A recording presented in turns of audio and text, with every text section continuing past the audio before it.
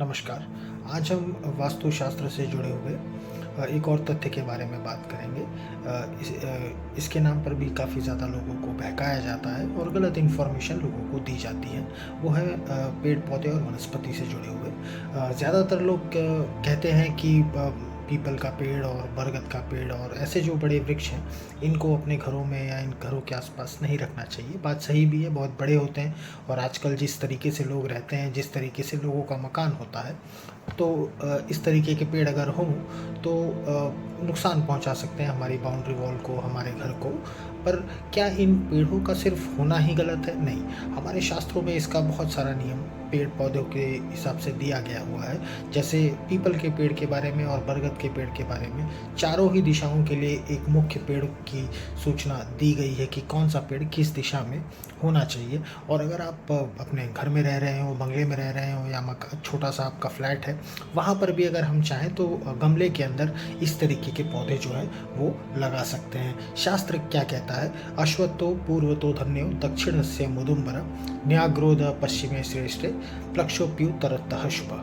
अर्थात जो अश्वत्थ का पेड़ है उसको अगर हम पूर्व दिशा में रखें तो अच्छी बात है। जो बरगद का पेड़ है, वट वृक्ष है, उसको अगर हम दक्षिण दिशा में रखें तो अच्छी बात है।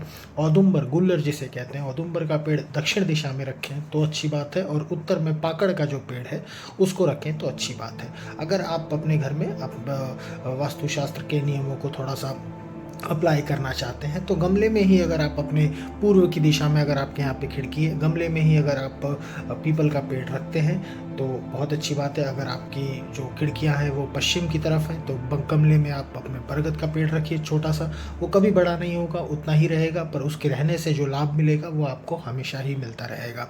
इन तथ्यों पर मत जाइए कि ये जेड प्लांट तो ये प्लांट तो वो प्लांट, बनी प्लांट, इन सब पेड़ पौधों के बारे में कोई भी शास्त्रों में कहीं पे भी कोई इन्फॉर्मेशन नहीं दी गई है। जिनके बारे में स्पेसिफिक इन्फॉर्मेशन दी गई है उनको लोग मना कर देते हैं कि इनको मत रखिए।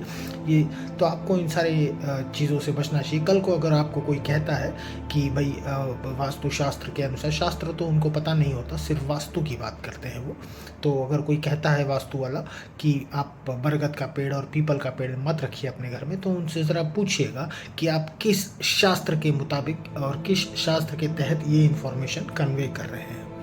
बहुत बहुत धन्यवाद। नमस्कार।